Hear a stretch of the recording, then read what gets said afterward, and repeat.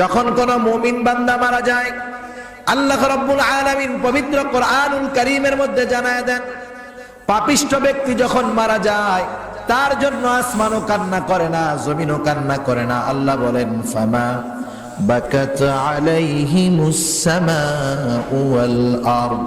এই আয়াতের তাফসীরে হযরতে আনাস রাদিয়াল্লাহু তাআলা আনহু হতে বর্ণিত, নবী আমার বলেন, মুমিন বান্দার জন্য আসমানও কান্না করে, জমিনও কান্না করে। এই মুমিন বান্দার জন্য যেই দুইটা দরজা, এই দুইটা দরজাও মুমিনের মৃত্যুতে কান্না করে। এই দরজাগুলো আফসোস করে, আহারে আজকে থেকে কোনো নেক আমল আমি দরজার মধ্যে দিয়ে আসবে না। রিজিকের দরজা কান্না করে, আর আমি দরজার মধ্যে দিয়া ওই নেককার বান্দার জন্য কোনো রিজিক যাবে না। শুধু তাই নয়, জমিন কান্না করে, যেই জায়গা দিয়া মুমিন চলতো হাঁটতো, ওই জমিন আল্লাহর কাছে কান্না